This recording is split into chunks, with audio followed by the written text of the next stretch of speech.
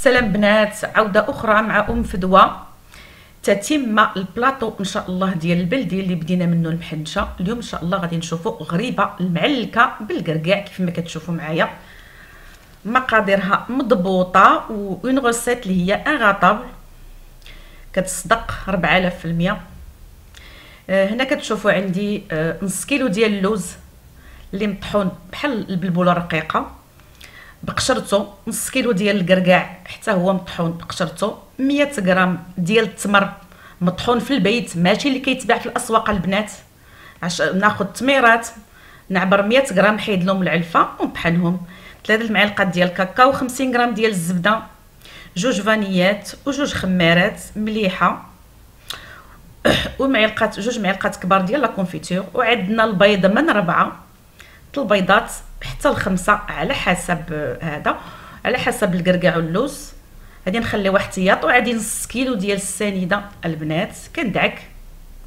ندعك جميع المقادير. نعاود المقادير: نص كيلو ديال الكركاع، نص كيلو ديال اللوز، 50 غرام الزبده، 4 المعالق كبار الكاكاو، جوج فانيات، جوج خمارات، 100 غرام ديال التمر مطحون، ملح، وجوج معالق كبار ديال لا كونفيتور. واللي بغات تزيد معلقه ديال القهوه مطحونه كتجي رائعه جدا. قهوه البلديه مطحونه بحال لا بودغ ديال الفاني، بديك بحال نطحناها بحال النشا. كندعك البنات. انا درت هنا 4 ديال البيضات ما فتهمش، ما حدني كندعك وديك السنيده كتطلق لي ديك الماء ديالها، ما حدني كندعك وديك السنيده كتطلق لي الماء ديالها. ما تزربوش وتبقاو تزيدوا في البيض. انا في هاد لاغوسيط ما فتش 4 البيضات، وكل لوز والنشوفيه ديالو تقدروا تحتاجوا 4 كيف ما تقدروا تحتاجوا 5 او لا 4.5 على حسب اللوز والكركاع اللي عندكم. كندلك بهذه الكيفيه.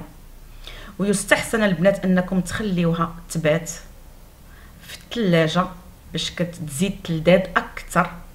ومنين بغي نستعملها عاود نجبدوها ونخليها في درجه حراره الغرفه ونقيسها بيدي نشوف لا تيكستور ديالها. لقيتها بحال هادي كنخليها، لقيتها قصاحت كنزيد اما البيضه او نصف ديال البيضه وكنكمل بهذه الكيفيه.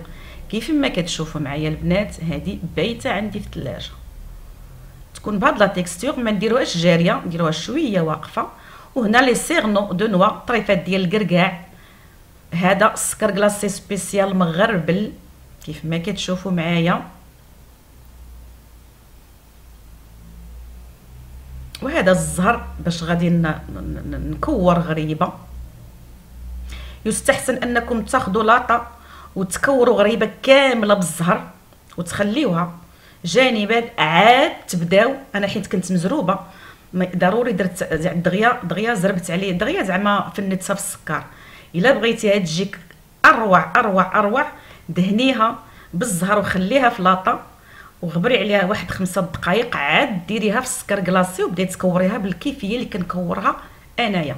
وهاد الغريبه البنات كدار في الكونجيلاتور طيبه بسكرها، كتبقى هي هذيك بحال يلاه جبدتيها من الفران، ولكن اكونديسيون انك ما كتحليش عليها ملي جبديها من الكونجيلاتور حتى كدوز المده ديال 2 ولا 3. شوفوا البنات السر ديال لونغوباش، السر ديال التفناد هو هذا اللي كتشوفوا قدامكم.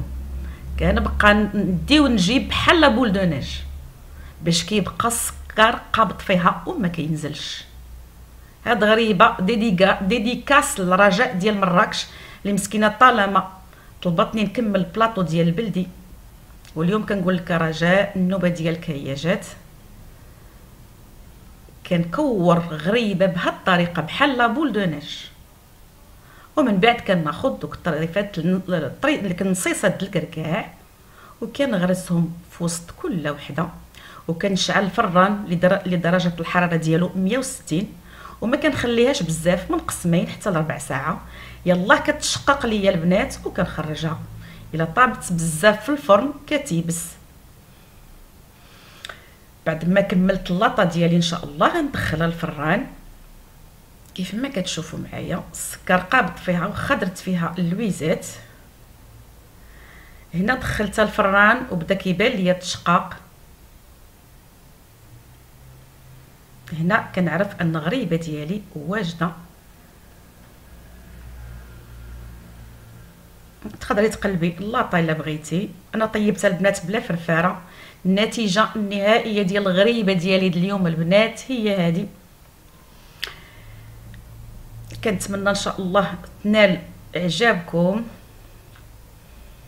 وزيدوا دعموا الصفحه ديالي. وإلا عجبتكم الحلقه اليوم تسناو لا بروشين فيديو بحول الله تعالى.